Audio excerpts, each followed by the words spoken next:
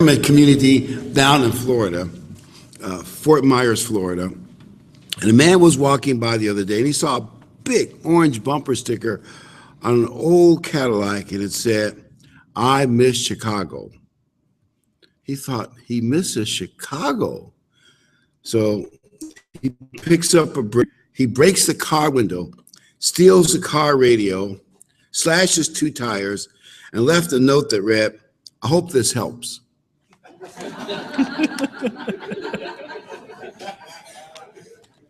Let's see, is a Chicago policeman here? No, he's not here. I haven't seen him.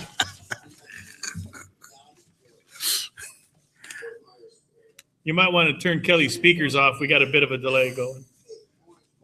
We get to hear the joke twice. Yeah, you laugh more than once.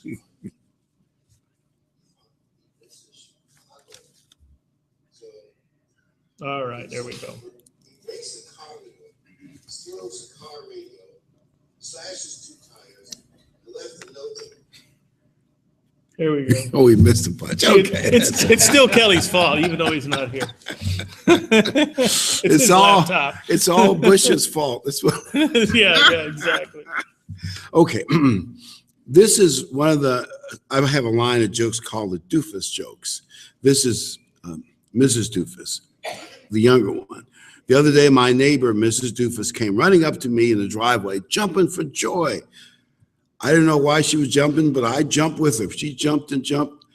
And I said, "Why are we jumping up and down?" And she says, "I really got some great news." "Great news, tell me." She says, "Well, you know that I've been trying to get pregnant for quite a while." "Oh, that's great. And I couldn't, now I'm pregnant. That's wonderful." But she said, "There's even more good news." I asked, "Well, what do you mean more?" She said, "Well, we're not just having one baby, we're having twins, TWINS, twins." Amazed at how she could know so soon after getting pregnant. I asked, "How did she know she had twins?" She says, "Well, that was the easy part. I went to Sam's Club and I actually had a home pregnancy kit and a twin pack."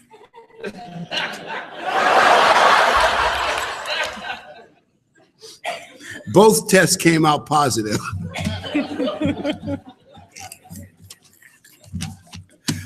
Okay, so now all the slow women are mad, right? I'm just kidding. Well, today we said we would discuss the turning point, the pivotal point that started the 10 northern tribes to disaster. And the interesting is it relates to what we're doing here today, the Feast of Tabernacles. I'll just give you the background, then read the scripture. Rehoboam, Solomon's son, because of Solomon's sins, God said he would allow him to divide the throne. Because he loved David so much, he would allow, lose 10 tribes. If you throw in Levi and the way they divided Joseph into 2, the house of David would have 3 tribes, and the northern 10 would have 10 tribes. And so Rehoboam got the 10 tribes, got his own kingdom from God. He got it from God.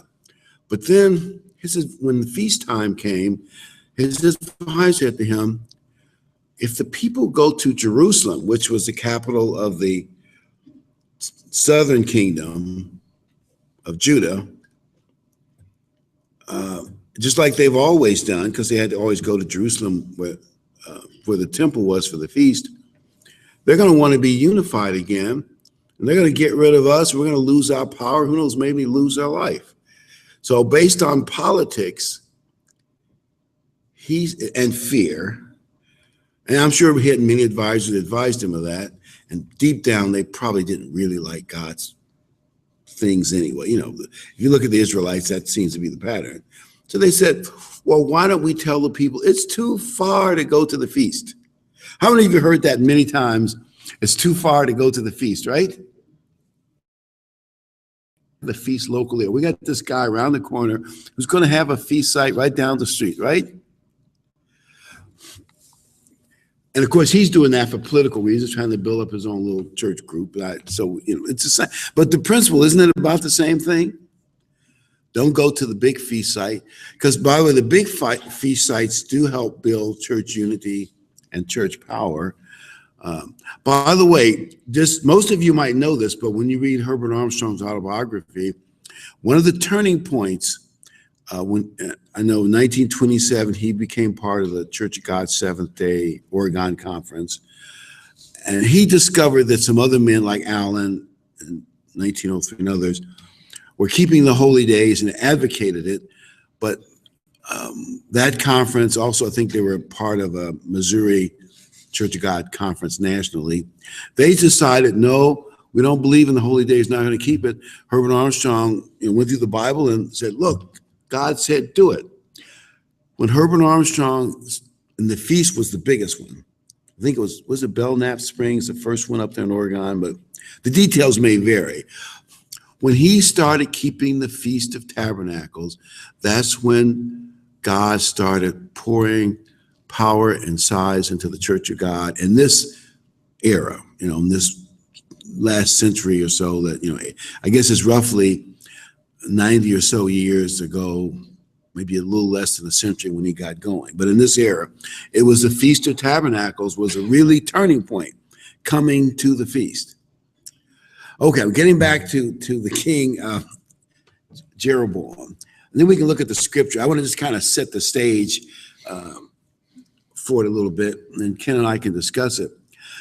Jeroboam said, well, if the feast is too far to go, also, he didn't want any rival power. It was not only was he afraid that, the king of Judah wanted to reunite the kingdom, though God gave it to him, and if God gave it to him, he didn't need to worry about it being taken away. But as I say, the Israelites often didn't trust God, didn't have much faith in God. But he should have left it in God's hands. But also, he didn't want any rivals to power. Now, can you imagine if you're a king, the high priest has a certain amount of power, and the high priest who knows the Bible, at least he's supposed to know it, all that, everything in there, and he inherits that office, from Aaron. The high priest or other top Levitical priests could say, sir, your majesty, we're not allowed to do that. You're not supposed. Actually, if the kings of Judah had followed the Bible very closely, both houses of Judah done much, much better. And sometimes when the kings had good high priests, like some of the younger kings to advise them, they did really well. Often the high priest was a key fact. He was, sir, here's what the Bible says. Here's what Moses wrote. Well, Jeroboam didn't want that. So he picked among the lowest of the people. In other words, he didn't pick any Levites who were trained in the Bible. He picked, when I say lowest of the people, I think it's meant people who would do anything for money. I'm paying your salary. You teach what I tell you to teach, right? If I tell you, that the feast days have been changed to 1 month later, and we're going to have idols, which of course, by the way, think about it. If he erected calf bull idols, because they're worshiping cows and bulls, if he erected calf bull idols in 2 cities, he had to eviscerate the 10 Commandments, right? Yeah. There is a big church, by the way, that does that. They take some of the commandments, they split them up in such a way they can get rid of the commandment that says you cannot worship statues and idols, etc. I won't mention which church it is. You can look it up for yourself, but it's a fact. So he had to at least eviscerate it to that point. And I would not be surprised if he also changed the Sabbath. It doesn't say that. It just gives you that he changed the feast and in that sense, the calendar, and he put the lowest of the people in the priesthood, people who would teach anything for money and who probably would give him no lip, they wouldn't give any pushback. Anything you want, sir, you pay me a fat salary, I'll preach what you want.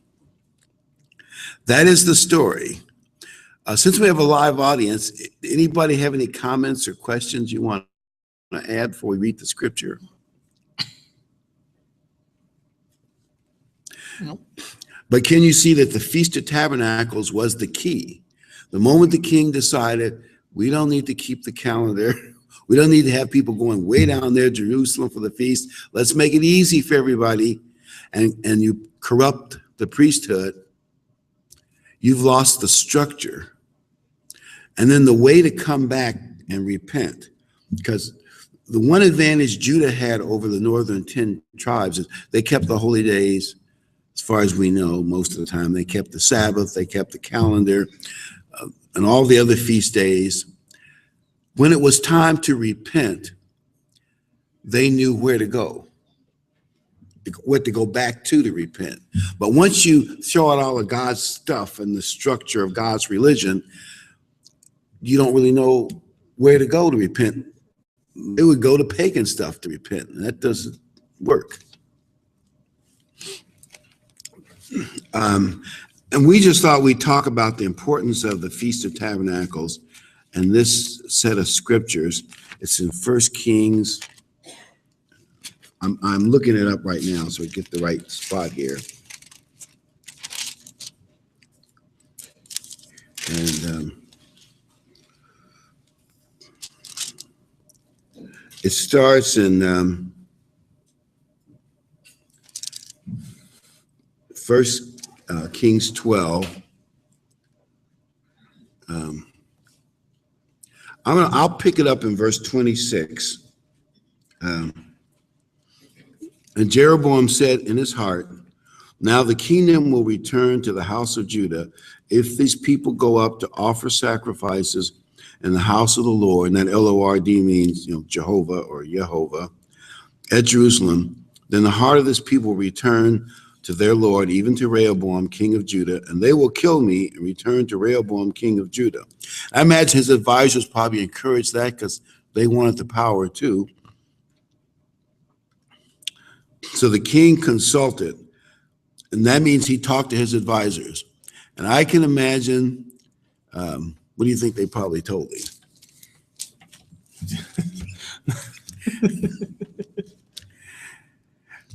Anything that you want. Anything you want, yep. Keep that paycheck flowing. I'm good. That's probably what they told him. By the way, really good leaders do not surround themselves with sycophants. Guys who don't know it any more than you do about anything and won't give you any pushback about what you want to do. Yes, man. They surround themselves with like people in Hollywood, Yeah. Oh, you just did a great act or show, they people in Hollywood, they're friends. They pay them to hang out with them and tell them how great they're doing. Mm-hmm. So. Yeah, it's really a dangerous thing. Now, we don't, of course, the Bible is covering thousands of years and many times just a few verses. I mean, the whole thing, a few books. So we only get a few verses on that short period.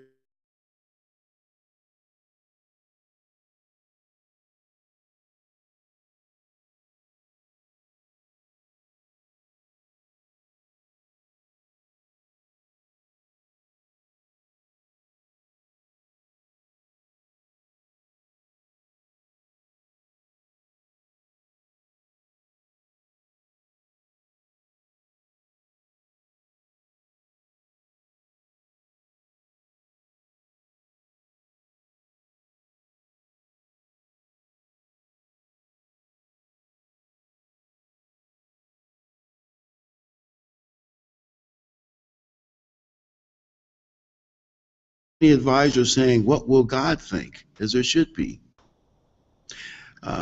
This is off the subject, but I want to mention it because I think it's relevant a little bit.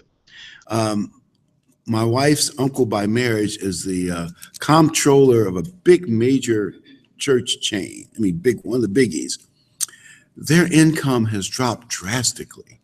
And he's afraid they're going to divide and just dwindle down. A lot of big churches are near empty. Just a few handful of senior citizens in them. Church attendance is dropping drastically. And at least one of the reasons many of these churches, I call them the Christian left, they're doing things that somebody should say, yes, that may make us popular, it's the in thing to do, but what will God think? And somebody should have asked the question to Jeroboam, yes, that's all well and good, but what will God think? He didn't seem to too concerned with that at the time. No. What will God think? And we all have our problems and weaknesses, but as we fight them, ask yourself, whatever you do, what will God think? And we know at least a lot of what God thinks because we have the Bible, What will God think? Right. And actually later on, when his son dies and a prophet curses him, God really gives him the message that basically you've made a big mistake here, and your kingdom would have lasted. I mean, your house, his dynasty would have lasted quite a while and been blessed by God if you had stuck to the truth. Actually, he says that later to some of his others who follow him, like the guy that married Jezebel. But you know what I mean? A lot of them, but they all seem to, and if you looked at the house of Judah and the northern 10 tribes, it went like this. The house of Judah had bad leader, good leader, bad leader, reform, good leader, bad leader, good leader, reform, kind of up and down. How's the northern tribes went from bad, really bad, the worst ever, the bottom of the barrel, and out you were into captivity. I mean, it was a straight shoot downhill because they kicked the structure out of God's religion.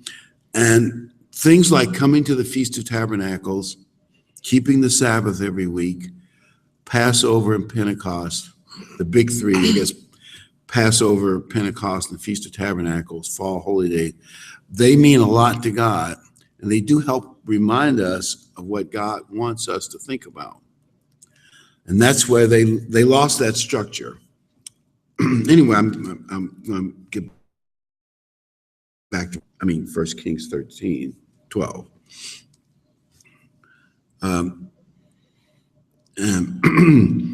He says he consulted and made 2 golden calves, just like the Israelites did when Moses went on the mountain. 2 golden calves. God has said they're going back to the same old thing again. And they clearly didn't have a Moses there. 2 golden calves, and he said to them, "It's too much for you to go up to Jerusalem. Behold, your gods, O Israel, that from the land of Egypt." I really have a hard time understanding it, but it seems like it was a combination religion. It was basically pagan at the core, but they put the God of Israel veneer over it. In other words, they were doing pagan stuff like worshiping pagan idols and probably a lot of the pagan stuff. But he said, this is the God that brought you through the Red Sea and out of Egypt. This is the God of Israel. And the big holiday, by the way, you all know the number 2 holiday in America is Halloween. Yeah. Is that amazing?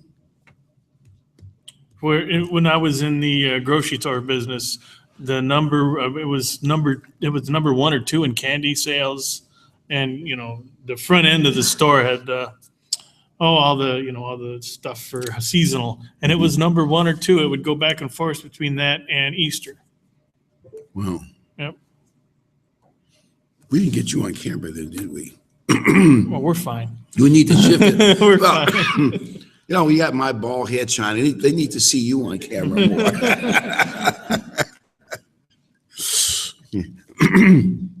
Heard a guy from Texas saying in Texas, people go bonkers on decorating their homes. Thank you. For Halloween. Oh, that's a big, now that, you seen people keep their trees up year round? They decorate them for Easter, Thanksgiving, Christmas, Halloween. It's the new thing now. Keep them up year round and just, I got it. It's all right. I got it. So then in effect, and I understand that it is technically the night of the evening of All Hallows, right? Right. It has some religious connection. I don't fully understand it, but it has some Catholic religious connection, right? It goes back to Celtic. I think it started in it's Celtic paganism. And they gave it a Catholic veneer. So it has a Christian veneer, the Night of All Saints or something like that, but it ends up being, in reality, the night to worship the dead. I know that, as I say, it has a Christian veneer, but it is really pagan to the core. And that's what we're going to be experiencing in a few days. Halloween, and the one thing about Halloween that I like, and that may sound weird, unlike some of the other holidays in the world, the paganism is just easy to see. Don't you all agree? Yep. It just kind of oozes out over you. And pagans like Wiccans, they come out of the woodwork and say, this is our night. Yep. Right? You stole our holiday. I mean, that's the way they Well, put it. actually, they say that for Christmas. Yeah, They say that for Christmas. Someone that I believe my wife works with, when the rest of the people were in the shop are celebrating, I think it's Christmas. She's got her whatever, I don't know what it is that the winter solstice, and she's all into that. She says they hijacked their holiday, which they did. Yeah, that's true. Which the world has done. I mean, actually, there is a similarity between Rehoboam and our current world. I mean, Jeroboam, the current world. I'm going to run through the story quickly, but the gist of it is, when Constantine saw the growing popularity of Christianity, he felt that as the Roman emperor, and he was a sun worshiper, by the way, and according to some vision he had before some big battle near Rome where he got control was, who knows who gave him the vision, but to put this little X, which represents the solar, on the shields of his soldiers, and they win the battle. Well, they won the battle. And so he said, well, how do we get the Roman Empire and the positive vibe that Christianity is generating? How do we make the two go together? And what he did was he took the Christian message and it was like a veneer on top of the paganism that already existed. So the pagans could be happy because it was there. Mm-hmm. You could claim it to be Christian. Now, we say it was apostate Christians, but I know everybody would argue that, but it still was the Christian message, but underneath the structure was pagan. Pagan to the core, sun worship. Right. And the more I think about it, maybe there is a parallel there. And it did work. In his case, it did work. The Roman Empire became the Holy Roman Empire. And church and state were blended, and the pontiff of Rome became, well, the chief pontiff, eventually became the pope. And actually, at first, the emperor had more power than the chief pontiff, but as some of the centuries passed, there were actually many centuries where the papacy had more power than the emperor. And he would name an emperor, right, or kick somebody off and name some, the papacy had the power. But the two of them shared the power together. Here's one of the things that I've read that makes you think. The devil at least had some idea what God's plans were. So he created a false religion many, many centuries before Christ came on the scene. You look at Nimrod, Semiramis, Right. Tammuz, and the pattern, in other words, supposedly Semiramis, Nimrod's wife, had an immaculate conception. Yeah, she didn't want to get caught by the people doing what she shouldn't have been doing. So Yeah. she concocted this story, and the world's been paying for it ever since. And then supposedly a tree sprouted out of a dead log. Yep. It's kind of a sun worship symbolism of the same thing. Right. And it became known as Babylon Religion the Great, or the Babylonish religion. In other words, the devil was preparing a false religion to pollute as much as he could Christianity in advance. Because it's clear the devil, I think he knew, he tried to stop Christ and all that, but I think he knew what was coming. Yeah. And he did his best to stop it. But he said, even if not, I'll have a counterfeit. And you've got to admit, Mystery Babylon the Great is a great counterfeit to deceive people.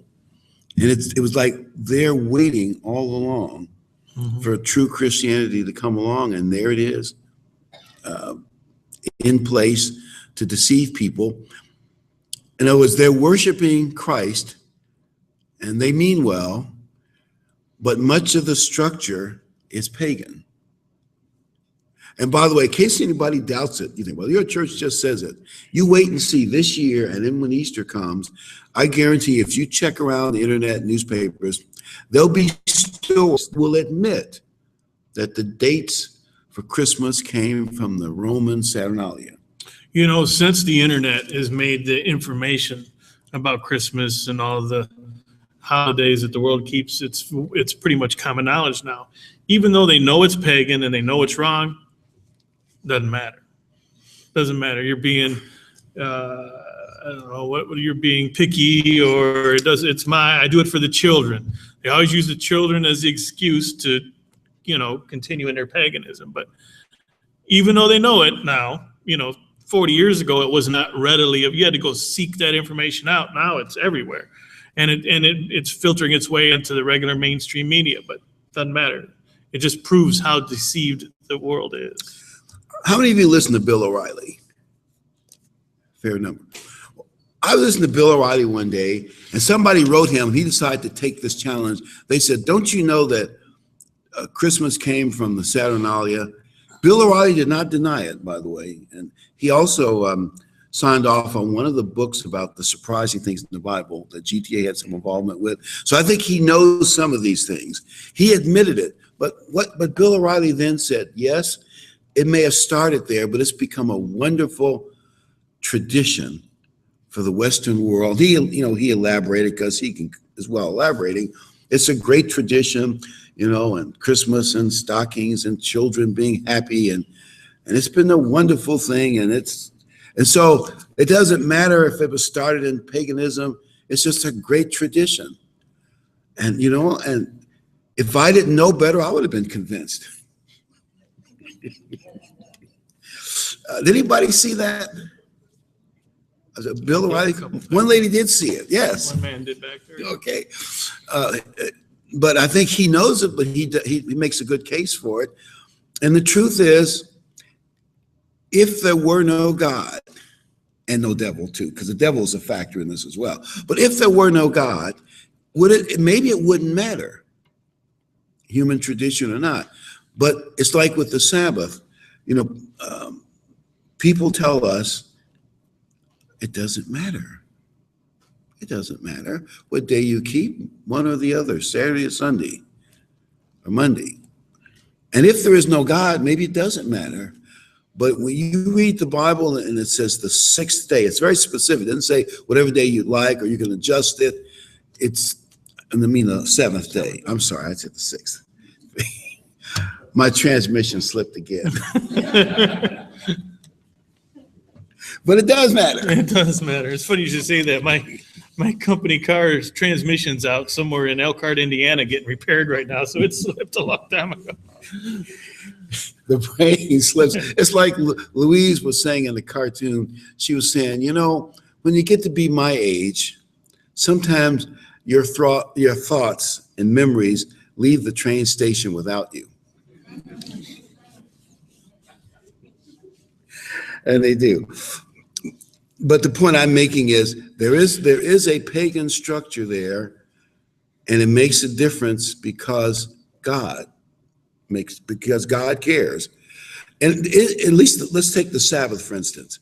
If God specifically said, this is the day I rested and made holy, nobody else can make a day holy but God. I mean, you can make it special by giving gifts and cakes and food, but you can't make it holy. And man says, well, yeah, but the pagans have something called sun worship and the day of the sun. I think I like that better. Do you realize that's a slap in the face at God? So when Jeroboam changed the feast day, as far as God was concerned, that was a slap in the face. Yep, absolutely. It might not have seemed to be important to him, but it mattered to God. And it made all the difference in the history of the northern 10 tribes.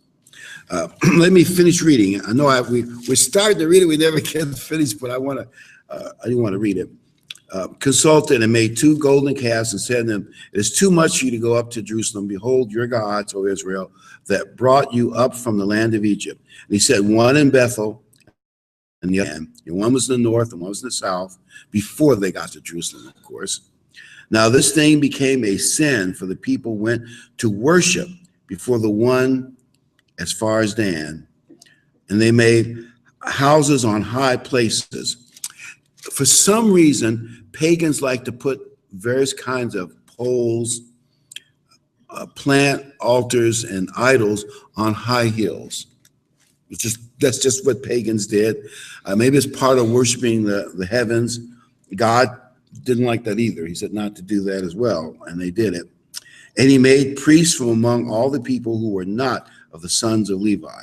Some translations say the lowest of the people. I guess it depends on how you look at it. And Jeroboam instituted the feast in the 8th month on the 15th day of the month, instead of the 7th month, 1 month late, like the feast which is in Judah. And he went up to the altar. Thus he did in Bethel. By the way, he also became high priest.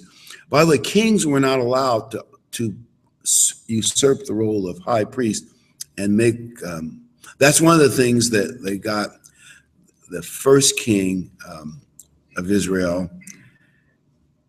What was his name again? Saul. Saul. Saul, yeah. That's the really thing that got Saul kicked out. Samuel was late. God was testing him, of course, and he failed some other tests. But usurping an office that you're not supposed to have, God doesn't like that. So this guy, the king, also became his own high priest. That, you can see God didn't like that either. And he went up to the altar. Thus he did in Bethel, sacrificing to the calves which he had made. And he stationed in Bethel the priest of the high places which he had made. So he has pretty much paganized their things. And then, of course, bad things happened to him thereafter for doing such a thing. And I just think that we need to realize that. Have you ever noticed that when you're about to go to the Feast of Tabernacles, sometimes obstacles seem to get in your way? It's like the devil, I don't know, I throw all the blame on him, or is it Murphy's Law? I think everybody in this room can identify with that. On our trip down here, we had to stop in Columbus to have brake work done because the rear caliper locked up on us. It was, It couldn't wait 2 weeks from now, right? Couldn't wait, and it couldn't have done it 2 weeks ago where I would have noticed it to fix it. I had to do it on the way down here. And they always call meetings and stuff during the feast, and not always, but enough of the time just to irritate you. Little things happen, pressures happen. Oh, couldn't you spend this money on something else instead of going to the feast, right? Yep. When we first started this, you were talking about the importance of getting here, and it's too far, and you should. Gary tells me, he's told me a story that there was a couple, and maybe someone here knew him. Evidently, years ago at a feast site, they didn't have any money. They had a bicycle between them. I don't know how far they lived from the feast site, but they shared that bike working their way towards the feast site. That's all they had. So if I start to think that it's too far, it was a whole lot further from them, even if it was only 50 miles away, than it is for me in a car. Plus, for me, if you have a computer or a phone or whatever, these new things, every now and then you got to restart them because they get full of cruft, and electronics get that way. And the weekly Sabbath, and you have to reboot them every now and then to clear that out, clear the memory, to clean it up so it'll run smooth again. For me, the weekly Sabbath is that, and the holy days are the same way. It gets us out of the world weekly, 24 hours. It gets us out of the world for 8 days, coming to the feast, cleans the world, kind of like we were talking there, the sermon we had earlier today, talking about kind of getting in a quiet place. It cleans that stuff out of your system, and you can run smoother. I know when I come back from the feast and tell the first person to confront me or put me back in that worldly mood again. Sometimes it lasts days, sometimes 10 or 15 minutes when I walk into work. But and for that period of time, though, I'm running smoother, I'm cleaner, it just, my mind works better. But if you don't have that and you don't, go to the feast, hit this, keep the Sabbath, you kind of carry that world with you for that period of time. I know for me, it's a huge plus to be able to clean the mind out for a period of time. So, it's interesting. You hear people talk about the early days of the Worldwide Church of God. They claim that in those early 40s and 50s, the brethren who had attended the feast were stronger than the ones that had not. And of course, eventually they got a higher and higher percentage to go to the feast. And I thought that's interesting. And I'll bet you that's true in many churches. The brethren who go to the feast on a regular basis are spiritually stronger than the ones who don't go. And by the way, people have special exceptions like medical problems as you get older. I understand all that, but you know what I mean. There are a lot of people who it might be hard for them to go, but they could really go if they really, really wanted to. They can always find an excuse to not go. And if there's somebody watching this on the web, wherever you are in the world, you ought to just say, I want to take Ken and Jim up on this challenge, and I'm going to save up whatever I can, and I'm going to go to one of the ICG feast sites in 2015 and see if it doesn't make me closer to Christ. Or how would you word it, Ken? Yeah, closer to Christ. Once you get exposed to God's people for that period of time, it's gonna open your, just being around out of the world and with that much love surrounding you is going to give you a peace of mind for 8 days that is worth more than gold. It's worth more than money. I know that I remember, and we all remember our first feast experience. For me, it was great. We went to Montgomery. It's a very small group there. You're isolated from the world in every way, shape, or form. Almost. Gary can't get on right now. The Wi-Fi, the bandwidth up there is not all that great. Phone service is slim and none. So when you're there, you're there. You're not. There's no distractions. Maybe the aroma coming off the field or the pasture is about the only distraction you'll get there. And you're locked in with God's people. And my first experience there was, I was just shocked that people that didn't know me, you've been in the world your whole life, didn't know me, treat me like I was a relative. And I got that. It was that beautiful. So I wouldn't give that up for any amount of money in the world. And just getting to the feast to experience that the first time should ensure that you will do anything, including sharing a bicycle for I don't know how long, just to get to the feast.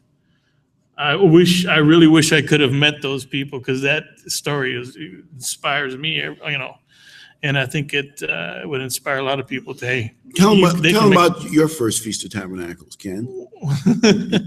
It was Montgomery. It was beautiful. That was your first one? That was my first one, Montgomery. I walked in there and everybody treated me like they'd known me for 20 years and took me under their wing. Loma, a lot of you know Loma. She was great. And there's a few other people just treated me wonderfully, and I'll never forget it. And I owe them for that experience. And the funny thing is, that feast site is kind of out in the country.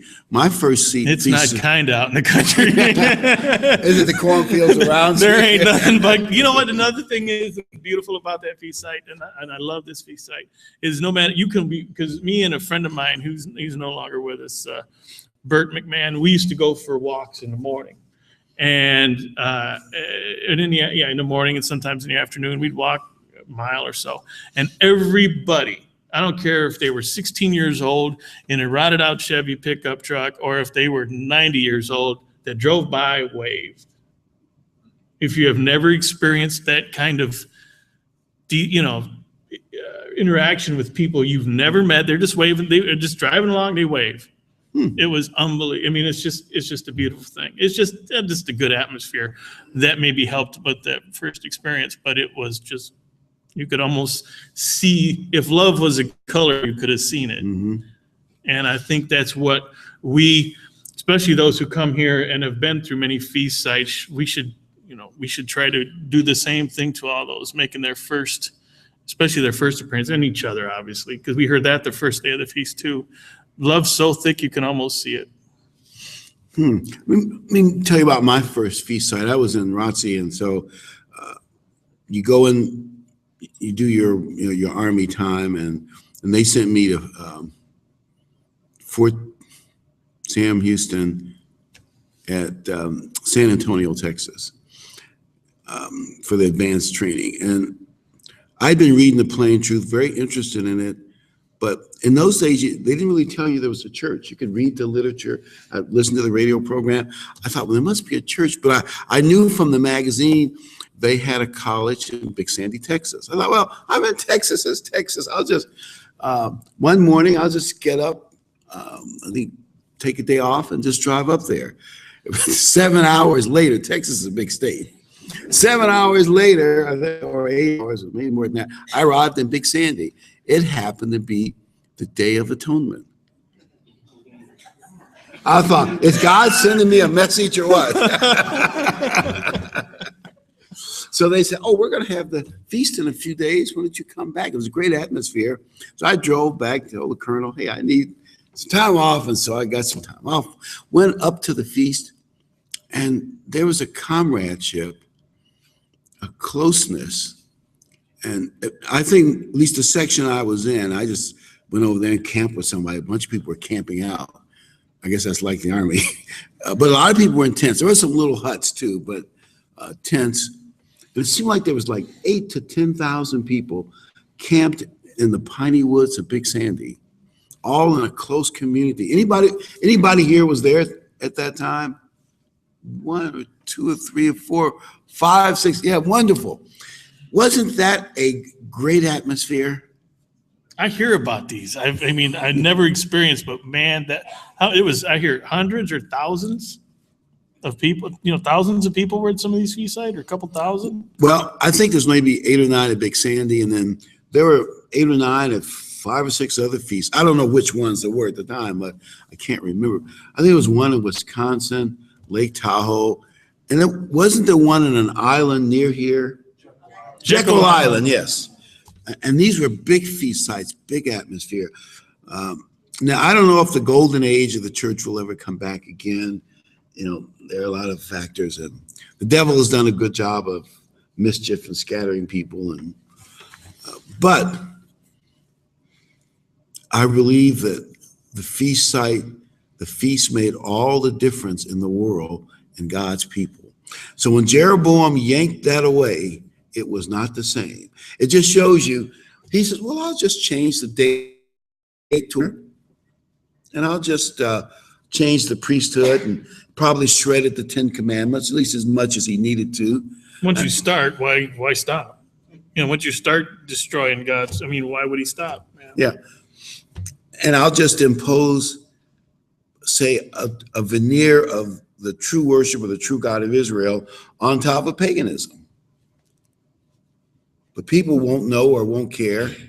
By the way, some of them did care. A lot of the Levites and some of the Israelites migrated to Judah because of that. They said, we're just not going to. Most of the Levites left to go to Judah, and some of the other people did too. And I imagine some of you left when a big chunk of our church apostatized and paganized, right? I did the same thing. We said, well, okay, if we can't do anything about it, we can just leave, go where the truth is still kept. And I think you did the right thing, and it's at least in the spiritual game, we're still in the game to win by doing the right thing. And I just want to emphasize the importance of the Feast of Tabernacles. And it's funny, that was the start of the end for the northern 10 tribes. And I'll bet you few people who are even Bible scholars realize the significance of it. Because a lot of them say, oh, what difference does it make? Right? Oh, by the way, a lot of people will tell you that the Old Testament's done away, or at least it's only there for historical color Story, yeah. as a story base, but you don't have to do anything that's in there. And that is just, at best, it's an oversimplification, and at worst, it's absolutely false. Now, there are things in the Old Testament, because we're not a theocracy, that you can't do anymore. We're a church and not a theocracy, not a nation ruled by God.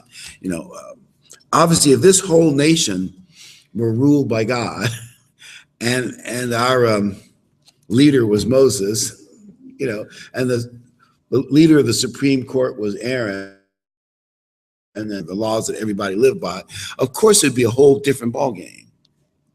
A different ballgame in every way, shape, and form. But obviously, we're in a whole different situation, and so was Paul in the New Testament. But you read every New Testament letter that Paul wrote and the others, they based all their material on quotes from the Old Testament. Just in some Bibles, even it'll put in margin and bold when they're paraphrasing or quoting the Old Testament. And you get one of those Bibles, and almost every page of the New Testament has 2 or 3 quotes. Everything Paul said or did, he based on the Old Testament. There is no contradiction between the two. It's just a matter of understanding it. But like anything else, it's not easy to understand. Because who says law books are easy to understand, right? So it takes some understanding, but I think all of us as a church, we're growing in that understanding. Because we have people around us who keep saying, well, we just don't see why we can't have our ham and bacon. And they keep going back to Acts 10. And you all realize that Peter never said anything like, what?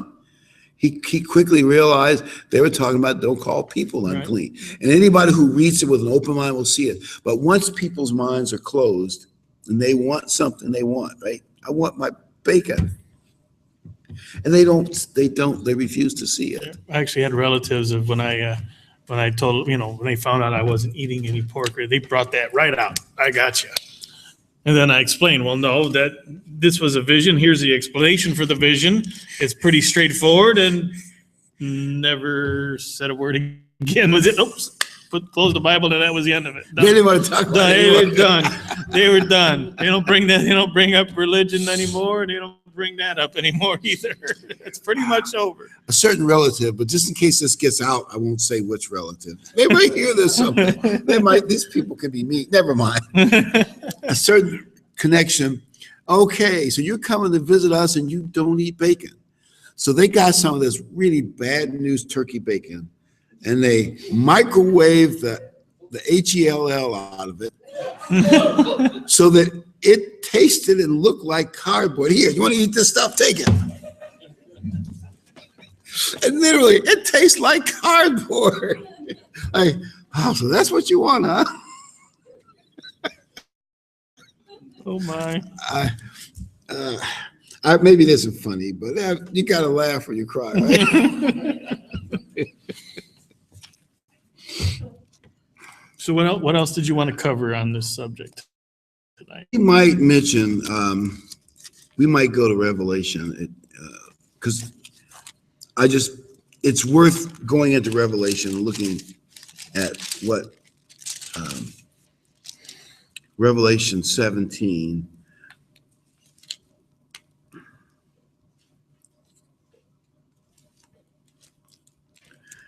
and I just want to make a point here that as you look at the world's religions, even if they look beautiful and they're very colorful and a lot of fun, because the devil isn't dumb. He knows human nature, how to make it fun. And as I said, it wouldn't matter if there were no God, no devil. Of course, Paul says in 1 Corinthians, I think it's 1 Corinthians 8, I'll have to look it up. But he says, he says, when you go in these pagan temples and you're at the altar, he says, you're really sacrificing with demons. Because some of the things that go on are designed by demons and they're influenced by them. Now, and I'm not saying everything in the world, but there are some traditions in the world that are demonic, and you can cut in the worldly religions. Now, and there's some places you can see it, but let's go to, and so you don't want to be getting close to demons. Halloween is one when it's easy to see. Others a little harder to see. And also you don't want to turn away from God, because we need God. So, and if those two things didn't exist, then it wouldn't matter what your religious traditions were. But there is a God, and there's a devil, and there are demons. Anyway, Revelation 17. And upon her forehead a name was written, Mystery, Babylon the Great. It's a mystery religion called Babylon the Great. And people say, where did most of these pagan traditions come from? Now, they may have jumped around to the Celtics and people in Northern Europe and in Egypt and places where you can kind of look at them. But I think the original, they came from Babylon the Great. And here's what happened. The Medes and the Persians conquered Babylon the Great, but the religion of Babylon the Great infiltrated and conquered the Medes and the Persians. The Greeks conquered the Medes and the Persians, but the religion of Babylon the Great infiltrated and conquered the Greeks. And as you know, the Roman Empire, they used the Greeks had a lot of scholarship and scholars. A lot of the teachers in the Roman Empire were Greek. And much of the Roman Empire, they call it Hellenistic culture. That meant Greek culture, Hellenism. That was a big part of the Roman Empire, even in the days of Jesus Christ. So that same Babylon, the Great religion that was in Greece, got into the Roman Empire and dominated its religion. And it blended in with all those other Baals. I think that all of them have roots from other directions as well as the big empires. They go back to Nimrod, Semiramis, Tammuz. It's the mystery religion of Babylon the Great. And when we step away from Halloween, Christmas, and Easter, and we turn to the Feast of Tabernacles, the Passover, and Pentecost, we're turning away from Babylon the Great toward the great God of Israel and the true God. And it makes all the difference in the world. And we, as America moves further away from the Bible, just from talk radio, I get the impression that much of the government bureaucracy is beaten up on religious people that hold to religion and the Bible as they perceive it, like the Little Sisters or whatever, who believe it's wrong to support abortion and birth control. We might argue some of those things, but at least they believe it's biblical. I'll put it that way. And government bureaucrats are pounding on them, and I guess they may be forced to do whatever the government says. But what amazes me is if they had done that, and other religious groups too, if they had done that 40 years ago, why the howl of the American people would have been so great, they couldn't have gotten away with it. I mean, it would have been, are you kidding me? But I think especially people under 45 and 50, they don't respect the Bible. Christianity is just something hokey. They can get away with it, at least to a fair extent. We'll see how it eventually works out. People don't really love the Bible and the God of the Bible. They want to do whatever is popular. Satan's been working on it for at least over 100 years in this country, he's subtle. He just tries to slide it in until one day you wake up and we're in a position we're in now. And let's assume it goes the direction it seems to be going. Like people have been fired for having a Bible in a public school or in a college. Even some private religious colleges I can understand that. I mean, they were started by religions, even though they're not a religious school. They're not a school of theology, but originally started by religions. A couple centuries ago. Bibles are verboten as far as education is concerned. Do you realize when Thomas Jefferson was president, and he's one of the guys that he and the others that designed, had a lot to do with the Constitution, Bill of Rights, and all that. He gave as a textbook for the DC school children, he gave them Bibles. And I mean, I realize that was common in those days because it was the most available book. But even still, it shows you that the guys who wrote the Constitution didn't believe America was an atheistic country. They just didn't want any one denomination ruling over the others. In other words, freedom of religion doesn't mean freedom from religion. The modern world has twisted it completely the wrong way. And that, by the way, even the separation of church and state that Jefferson referred to, that's not in the Constitution. That's simply a letter he wrote protecting the Baptist church from the government, not protecting the government from the Baptist church, or protecting the Baptist church from the government. He said the government should not mess with any religion. They've taken his letter, which wasn't, and they've twisted it backwards the other way around. It's like, and of course, they know what they're doing, the lawyers and others who push this. They're moving America away from the Bible, and we seem to be moving that way. And if the Bible isn't there, what is there? Mystery Babylon the Great. That's the religion that's what's left. That's what's left. Yeah. And variations of that, but that is what's left. And that will not be any kind of moral base or moral compass that will keep this country safe. We're going to morally go off the toboggan slide, and society is going to go, I don't know. I see people doing stuff on TV, rioting over things. And I'm saying, what are you doing? You're supporting thugs and criminals? I don't understand it. And it's like they don't care about the facts. I don't know, maybe I don't get it, but they're playing on emotions. Facts and morality don't matter. Don't let the facts get in the way of a good agenda. Yeah. If somebody's out there stealing, we got to protect him. Anyway, I may have changed the subject a little bit there, but I just, because it's in our area where I am, so I kind of feel strongly about it. That's the trends that we see. Well, if that's it, if you're done with covering tonight's topic, or did you have something else? Anybody have any questions you want to ask? Ken is here, and he'd love to answer any questions you have.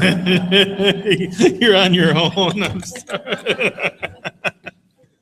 Yes, Doug. Well, I guess it's more of an observation maybe than a question. You're talking about and comparing that with God's church today. Sometimes it just really scares me that we have to remember there was a willingness to be deceived on the part of the 10 tribes before they could have, they didn't just come to, there was a willingness that they wanted to go play. They had to go along with it, yes, is what you're saying. Right? And that's the same with God's church today. We have to watch out for that because there's always that willingness there, and we have to stay like you was talking about. We have to stay with God on the holy days and the Sabbath in order to get that willingness out of us. Yep. Because where he tells us man is enmity against God, if we're not conscious of ourselves and keep ourselves in check, then it can happen. And it's the same thing that happened with what's called Protestant religions, because back in the late 90s, I remember hearing actually there was a letter printed and sent out by the Archbishop of Canterbury. And he made such a to-do over the Protestant religions of today, how he wanted to know where do they get their authority keeping Sunday for a Sabbath. He said, that's our day. We're the ones who made that day. What are they protesting against anyway? And my point is that there, in that same concept also, the willingness to be deceived and to just follow in with diverse doctrine. And I just had to say that, something that I think that all of us in the church always need to be aware of, that doctrine is out there. and we have to stick to sound doctrine. Yeah. If you remove the holy days from your life and you don't continually do that and start drifting, when you empty God's laws and God's holy days from your life, that's going to be filled with something else. And the world comes in and kind of rushes in and fills that void. And it's hard, very hard to get that back out and fill it back up with God's holy days. So it's best not to go down that road to begin with. Because it's not impossible to get it back, but I think it must be extremely difficult once you've convinced yourself you're doing the right thing by leaving God's truth. And you make a good point that the 10 tribes had to be willing to go along. As far as what we can read here, there was no big uprising among the majority saying to Jeroboam, no, you can't do this. We're going to Jerusalem no matter what you say. They were willing, quite willing. Yeah, we like a little pagan revelry. I mean, you get that impression, right? They're very willing to do it. And you have to be careful not to let ulterior motives pull you away from the truth. Like maybe somebody that you really like, you're a good friend, and he's going to go leave the church for some weird thing. And you think, well, stay his buddy. I got to go along with all this stuff. And that's more important to me than God. You know, that's what Christ meant when he said, you have to, if you're not willing to love me more than, relatively speaking, mother, father, etc. And a lot of people have to someday make that decision. And it's not always a big thing to draw you out. It's a tiny little, it could be another religion, some tiny little doctrine, some tiny little thing that used as a wedge to work, just kind of work edges up till they can pop you, till the Satan can pop you right out of the church. Mm-hmm. Disagreement, a small thing with some of the brethren. Hey, it's not important enough to leave the church because of that. Work it out. Yeah, that is true. Just work it out. How many splits has God's church had over the decades because of some little thing got, wedged in to draw God's people apart. We gotta. Times are getting tight. We have to be on guard against those things. Mm-hmm. He's going to use he's to devour us. He thinks to tear us out of God's church. He hates it. Yeah, that's so true. And just don't let little things like arguing over words. Like one lady who's, at least he seems to be coming back, and we hope it works out. She says, but they tell me that so-and-so says that you all are wrong about the Passover. And I said, okay, let me clarify something. We keep the same Passover date we've always kept, the same Passover date this guy keeps. The only debate is in his long-winded book, he claims the Jews are wrong about the date that they do their Passover Seder on. I said, the truth is, what difference does it make to us? I mean, we think they're right, and they're doing what they always did at night. But even if you think they're wrong, as long as we're doing the right thing, what difference does it make? He's simply trying to find some wedge issue to pull people away to gain his own power. And got her thinking. I don't know how that will ultimately end up. But really, what difference does it make if he says the Jews are wrong? He has an anti-Semitic translator, but regardless, he thinks they're wrong, and we say, well, we think they're right. But we're still all keeping the same day that Christ kept. So what difference does it make? Watch that quote. Oh, yeah. I don't want to use that one. Yeah, I'm in trouble already. You're in trouble already. But I mean, it's a minor thing what the Jews do or don't do. That's no reason to leave God's church because you disagree about something the Jews are doing. It's not something that we're doing. You see what I mean? But people, and they can write books and long articles fighting over one word just to, you know what I mean? It's easy to write long stuff nowadays with word processors and and the internet, right? Yeah. So I'm almost tempted to say the internet is a wonderful thing, and it's a horrible thing. It's like any tool. If you don't use it properly, it can be very destructive. It's like any tool. You just got to, Any comment? Anybody want to say anything? Well, if you are finished, we'll bring it to an end.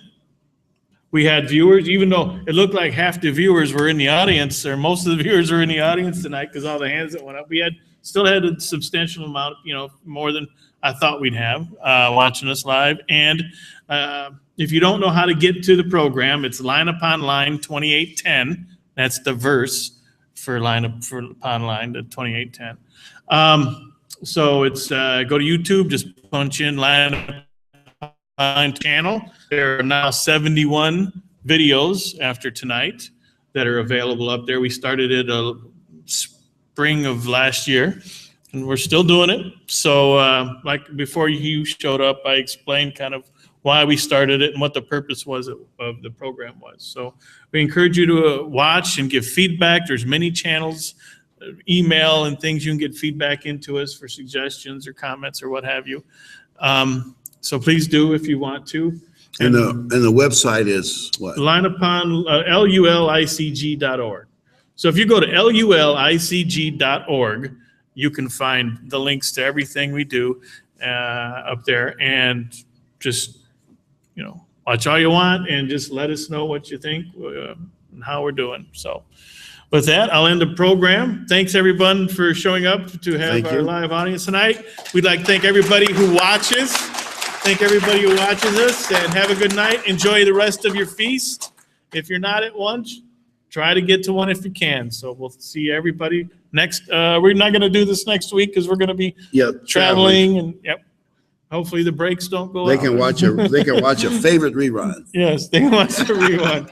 All right. Good night, everybody.